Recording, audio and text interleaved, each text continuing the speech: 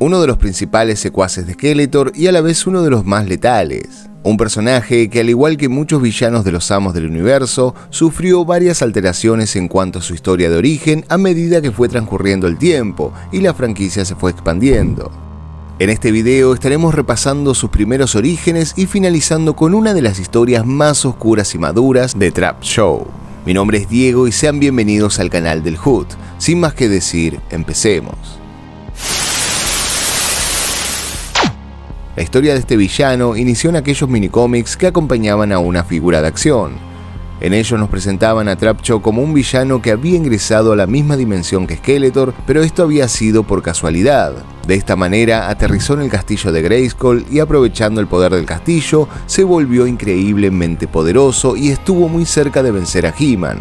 Pero esta versión de este villano no resultó nada positivo ni para He-Man ni tampoco para Skeletor, ya que Trap Show se volvió en su contra.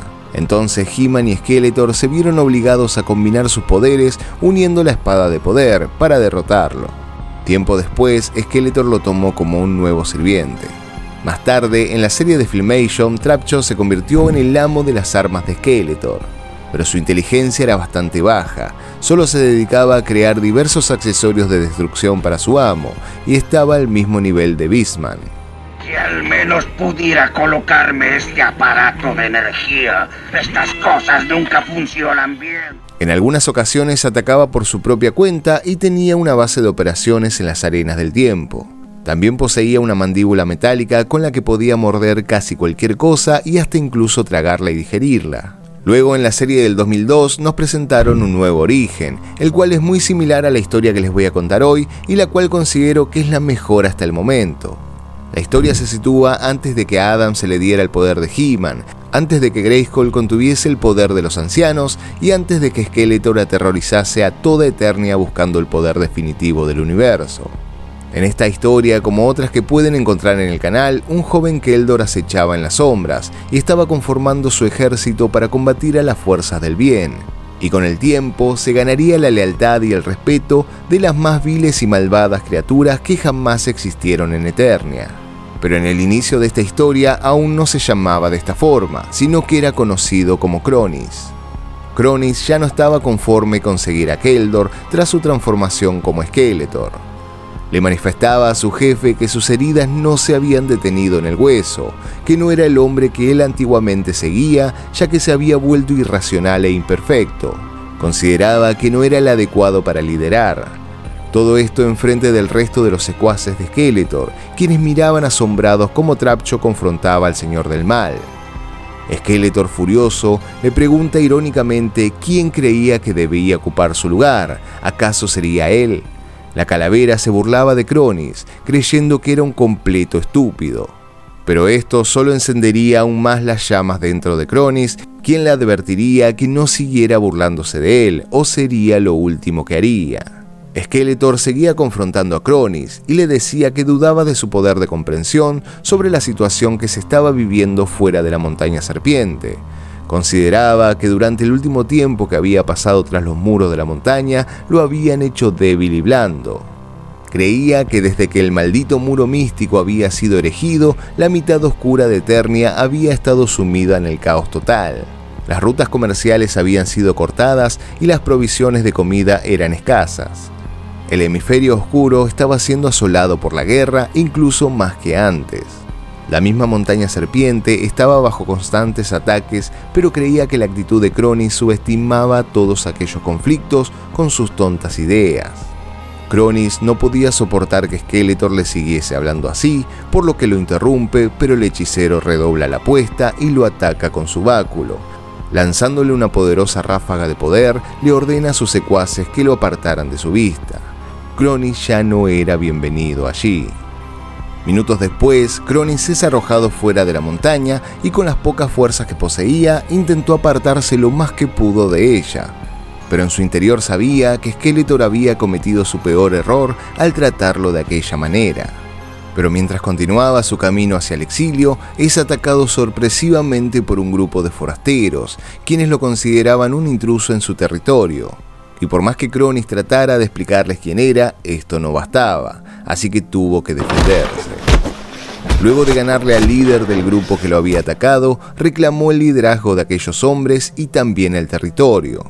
Pero esto no bastaría para saciar su sed de poder.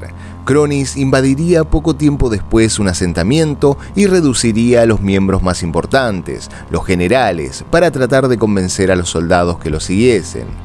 Como todo un líder, les decía que conocía a los jefes que los comandaban y sabía que eran unos tiranos que los conducían a batallas con ningún tipo de beneficio, a costa de muchas vidas, solo para beneficio personal. Así que levantando por los aires a uno de los generales, les anuncia el fin del reinado del terror. Cronis ahora se proclamaba como su nuevo señor y los tomaría a ellos como su nuevo ejército, garantizándoles la victoria contra todos a quienes se enfrentasen y constante comida y refugio. Todos serían vistos como iguales. Y aunque el discurso sonaba bastante alentador, al final les aclararía que de no seguirlo todos morirían con sus generales. Por lo tanto, aquel grupo de guerreros deciden inclinarse delante de su nuevo general.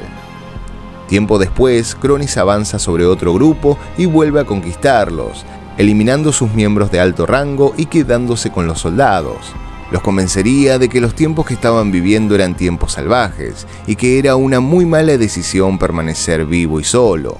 Sabía que la comida era escasa y la guerra constante, así que les ofrecía protección y un propósito a cambio de fidelidad, o en caso contrario encontrarían la muerte.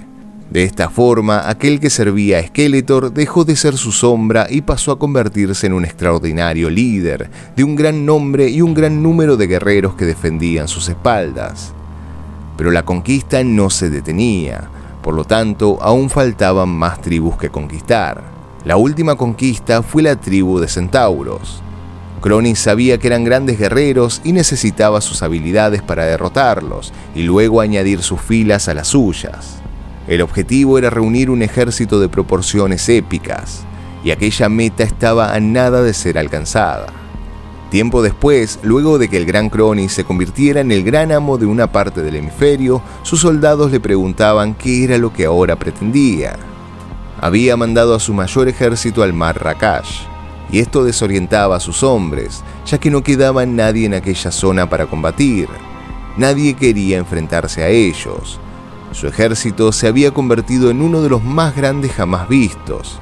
No sabían cuál era el objetivo ahora de su general, pero Cronis se encontraba molesto por tanta preocupación por sus asuntos, y le manifestaba a aquel soldado que no necesitaba saber a dónde ir o contra quién iban a combatir. Él decidiría qué y cuándo, pero en su interior sabía que su fuerza era incomparable y su ejército imbatible. Pero aún quedaba un lugar por conquistar, la montaña serpiente. Días después, en el refugio de Skeletor, Triclops irrumpe en la sala del trono del hechicero con una noticia urgente. Los buscadores de perdición le habían confirmado los informes sobre el masivo ejército que Cronis había formado, y parecía que aquel gran ejército estaba en marcha. Skeletor se sentía absolutamente sorprendido, ya que había subestimado a Cronis, y le pregunta a Triclops si sabía hacia dónde se dirigían, a lo que éste le responde que estaban yendo hacia aquella misma dirección, y al paso que iban en una semana estarían allí. El amo de las artes oscuras queda en silencio, y solo decide disparar contra Triclops. La furia de ver cómo Cronis se había convertido en todo un general de un ejército descomunal lo superaba. Una semana después, Cronis se hace presente en la montaña serpiente. La batalla comenzaba y sus guerreros lo daban todo en ella. Por su parte, Skeletor había levantado todo un ejército de calaveras para defender la montaña. Cronis luchaba como un guerrero más, pero sabía que el oponente al que él quería destruir no estaba en aquellas filas. Por lo tanto, se fue abriendo paso hacia la cima de la montaña, donde se hallaba Skeletor. Subiendo rápidamente, se encuentra al hechicero disparando ráfagas de poder desde las alturas. Lo que había estado esperando por muchos años ahora había llegado. Skeletor, con su arrogancia característica, le decía que nunca había conocido a alguien tan estúpido que ansiara su muerte. Pero Cronis no estaba dispuesto a dejar que aquella calavera siguiera hablando, y se arroja hacia él, derribándolo y despojando a Skeletor de su báculo de poder. En el piso, Cronis comenzaba a golpear al hechicero, jurándole que lo mataría. Pero Skeletor, utilizando su magia, toca con su mano a Kronis y prende fuego su rostro, logrando que éste lo soltase debido al gran dolor que sentía. Por su parte, Skeletor, regocijándose en aquel sufrimiento, vuelve a tomar su báculo y continúa desatando todo su poder contra aquel general. Minutos después, Kronis cae al suelo totalmente desfigurado. Skeletor, ahora apuntándolo con su báculo, le preguntaba quién era el que iba a morir aquel día. Pero este increíble líder aún no estaba muerto, y vuelve a desafiar a su rival. Golpeándolo en la cara y tomando nuevamente impulso, con las pocas fuerzas que le quedaban, se lanza contra él. Pero la fuerza de Skeletor lo superaba, y logra darle un golpe mortal en el rostro, el cual parte toda su mandíbula y deja a Kronis de rodillas frente a él, con la mirada perdida y su cara hecha pedazos. Luego, el hechicero toma del cuello a su enemigo y levantándolo por los aires, da por finalizada la pelea.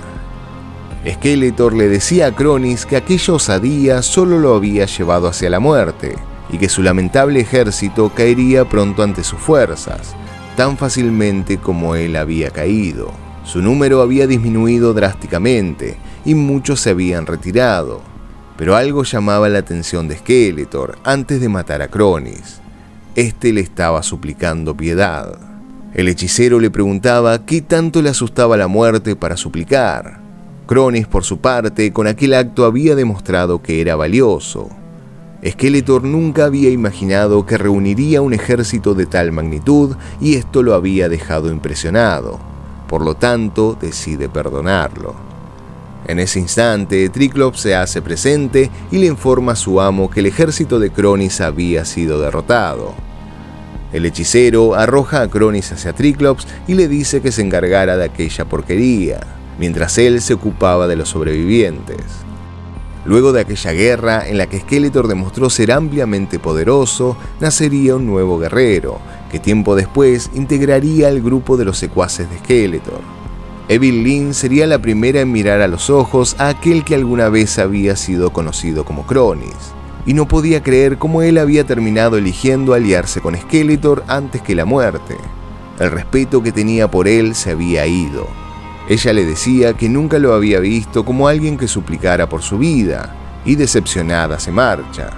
Pero aquel guerrero desde las sombras le contesta que no había estado suplicando por su vida, sino que estaba intentando estrangular a Skeletor.